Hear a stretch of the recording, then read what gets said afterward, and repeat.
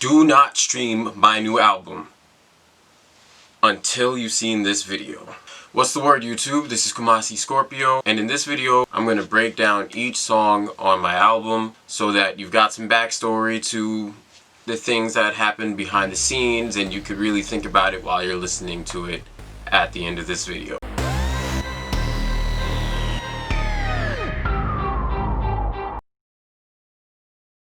As I've mentioned before, the album is called A Means to an End. That title was initially speaking to the fact that I had some pretty dark thoughts at the time of its conception, its full conception anyway. There was a lot going on, depression, anxiety, there was self-harm involved. We'll get into the details later. The title marks the end of the beginning of my journey, as it is my first album. So let's get into the first track on the list. Happy Endings, A Confession. It's about 30 seconds to a minute, I believe, long of me just talking and explaining what I just said, just things that I was going through. I finish off by saying, a means to an ending, welcome to the album. It's very simple and straight to the point. Happy for you.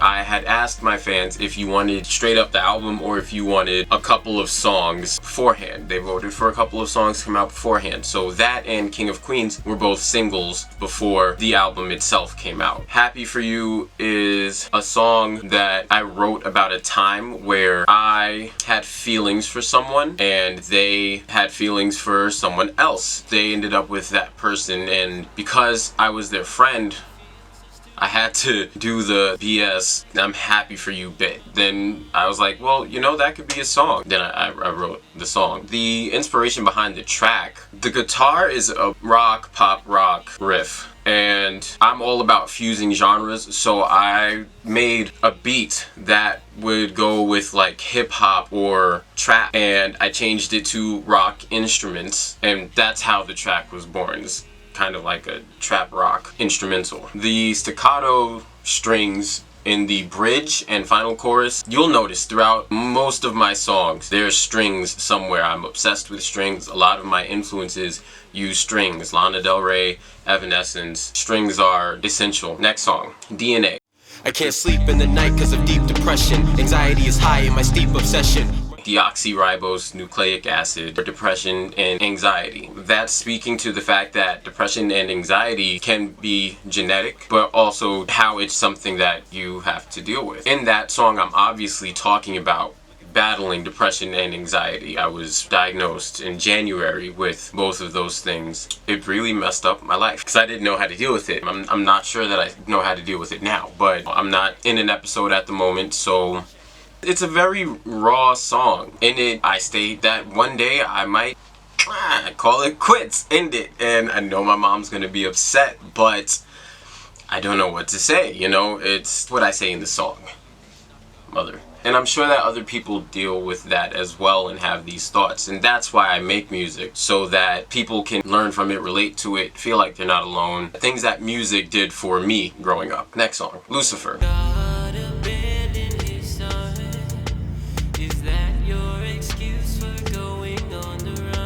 The song is about the troubled relationships between fathers and their children, how a lot of fathers are not there for their kids and their families. The song is asking a question. God abandoned his son. Is that your excuse for going on the run? Okay, so you felt like just because some might believe, I'm not telling you that this is what I believe or that you should believe this. It's a philosophical argument. Some might say that God abandoned his son, Lucifer. So do you think that it's okay just because he did that? I don't identify with this song at this point because I do have a troubled past with my own father, but when you get older, you gotta let go of these things so that you can progress as a person yourself. If you hold grudges against anybody, it's really doing you more harm than anybody else. Moving on, suicide. But I don't have a gun. I wonder if you'd cry. I wonder if you'd cry. I wonder if you'd cry if I should suicide. another song that I released as a single, but that was last year, December, and this is an album version. Suicide in December, the second verse was a rap. This version has another singing verse. This song is one of the most important songs I've ever written because it speaks to how we speak to each other. A lot of people take another person for granted. You'll say something really terrible to someone, but because you expect to see them again, or you don't expect that they might die the next day or the next week or even within the year. It's to bring attention to the point that you could say something out of anger to somebody that you may not necessarily mean. They could walk out the door and get hit by a bus. And would you feel okay knowing that that was the last thing that you said to them? That was the last impression of you guys' relationship that they had. Then it also speaks to how a lot of the teens of my generation, I was one of them growing up, had these fantasies of being depressed and having anxiety and being suicidal and all these other things, and then 13 Reasons Why comes out and they make it seem like it's a whole journey and cool thing that happens. I don't think Hannah Baker should have been seen at all, because that's the reality of suicide. You commit suicide, that's it. People don't see you again ever in any capacity, and it's a very serious thing. I don't feel like 13 Reasons Why does a good job in making that point. Don't know how this turned into a rant about 13 Reasons Why, but the point is, again, suicide is not a joke. And if you know anybody, if there's anything that you could do for somebody, or even if you don't know somebody who's dealing with that, just try to be the best that you can to everybody that you encounter, because you never know what they're going through and how you could either heal them or break them. Side story that's funny but not funny. One time I was so down that I myself called the hotline, and I was on hold for like 11 minutes. I was like, if I was really on something, a life would have been lost. But again, very serious. Do your part. Next song, Once Upon a Time.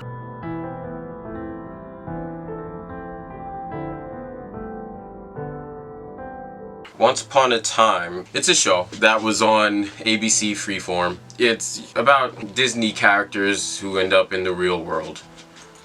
That's a very loose summary, but it's just about what it is. It's kind of a running theme in the album, because what pushed this album to be fully created and what gave me the drive to finish it was this breakup that I had gone through in the middle of the year, in the middle of the pandemic and the quarantine and all that stuff. So I was just home. I had time. I had nothing but time to be sad and write. And that's why the first track is called Happy Endings, because a running theme in Once Upon a Time is everybody trying to find their happy endings. And so Once Upon a Time, the track, it's a ballad with me singing over a piano. And there's a piano solo at the end that I'm very proud of. I love it so much. It's really beautiful and it's peaceful and serene. The story behind it is my, at that time, ex-girlfriend and I, we watched Once Upon a Time like twice, because it's our show. Such a good show. And so it just felt right to name this song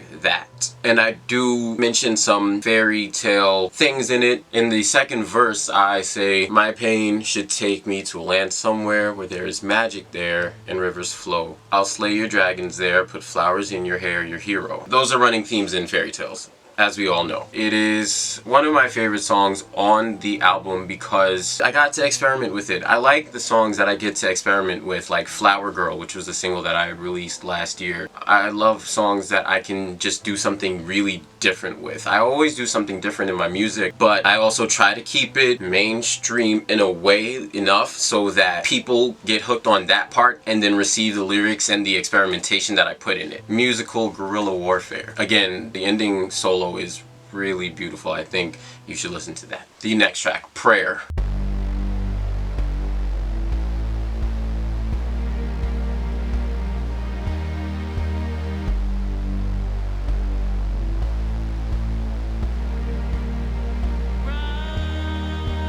Prayer is clipped remix of Ride, which is a song we will discuss in a bit. And if you are already a fan of mine and you know my music, then you know what Ride means to me, and I know that Ride means a lot to you. So I think we're all mutually excited to get to Ride, which is the last track. Stay tuned for the rest of the video. Hit subscribe so that we can have more fun moments like this. Prayer is a remix of Ride. Ride is a song that has grown with me as an artist, and my style of producing has changed since I created Ride, which was in 2016. So it only felt right that on my first album I should update Ride and pay homage to 18-year-old Kumasi. That's all I'm gonna say about Prayer for now, because the more I talk about it, the more I have to talk about Ride. So we'll get to that later. Next track, King of Queens. I've been out my mind since niggas pulled me out the womb. And I'll be on my grind till niggas see me in the tomb. A nigga out in New York, so you know I'm rocking Timbs. And he was talking shit, so now I'm wearing Louboutins. King of Queens, like I said before, is a single that I released a couple of months ago. It is just a showcase. It's a fun song. It's a showcase of how rappers from Queens get down. Get down on it. I shout out the Avenue. I even, shout out to Manhattan, because if you're from Queens, if you're from Jamaica, you get on that E train right there on the Avenue and you make your way to the city. Southside Jamaica, everybody acting loco. We pull up to the Ave. Now we all up out in Soho. You already know the vibes. That's it. I also talk about how I hate boho jeans, because if you've seen those girls from Fit, you know that all those Fashion Institute student girls, they always wearing those nasty big at the bottom pants, those boho pants. I hate boho pants. No boho. Next song. Fake Love, Mind Over Matter.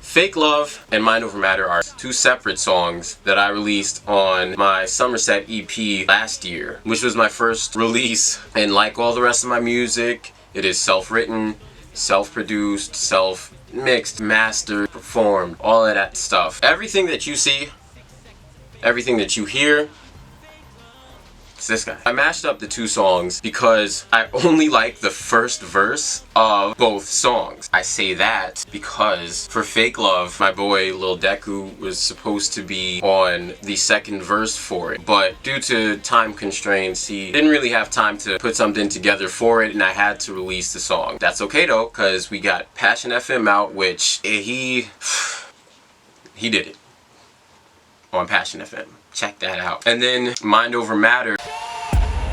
Pressing P for the penthouse. Niggas know they broke B&B, got a rent house. Same story, but a different friend. Had to make second verses for both of the songs really last minute. And they're good, don't get me wrong, they're good. But I didn't have time to masterpiece them like the first verses. I mean, God, the first verse of Mind Over Matter. Talk about it. He said, press P for the penthouse. Niggas know they broke B&B. Got a rent house. Broke B&B, Airbnb. Stop. Talk about it. But yeah, so I love those songs. Final song. Here we are.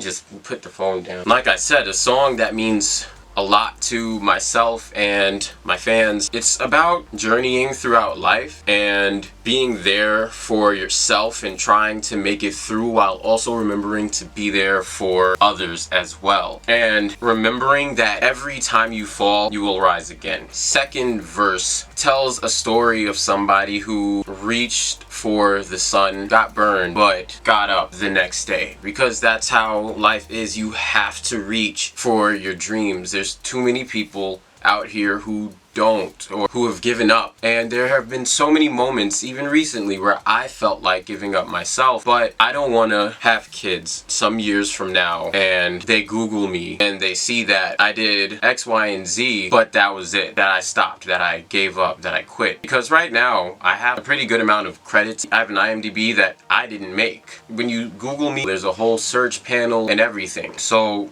I've made a name for myself, but this is not nearly enough. This is not where it ends, and I can't let it end here. I have to do more for myself, those that I love today, and for those who come after me. So honestly, Ride has a lot of emotional weight behind it because it is the song that gets me through really hard times, and I hope that it does the same for everybody who listens to it. As I mentioned before, I wrote that song when I was 18. That was 2016.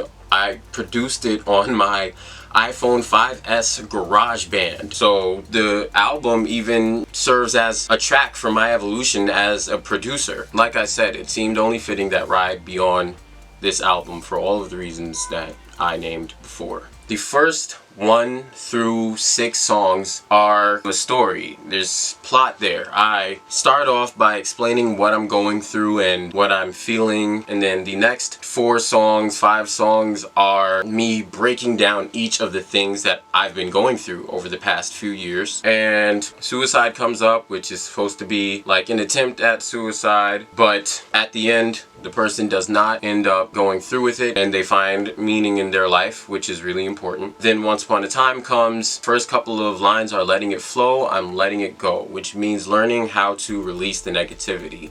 And after Once Upon a Time comes Prayer, which signifies just praying for strength and praying for the ability to get through everything that you're going through. The songs afterward, King of Queens, Fake Love, Mind Over Matter, those are just some nice bumps, some really cool songs that I know that I'm gonna love performing live. I already love performing Fake Love, Mind Over Matter live. And then Ride is a bump, but it also is a meaning, and it serves as the ending of the album because, like I said before, it represents a continuation. So that was kind of a TLDR version of the rest of this video. If you've made it this far, thank you for staying with us, and make sure that you stream the album now with all of the information and the knowledge on it that you have, and apply the songs to your own life. I'm sure that there are things that you can relate to. Put in the comment section which song you relate to the most, or which song is just your favorite in general. I'm always open to having a conversation about things. Appreciate you stopping by the channel. Like, subscribe, share, comment.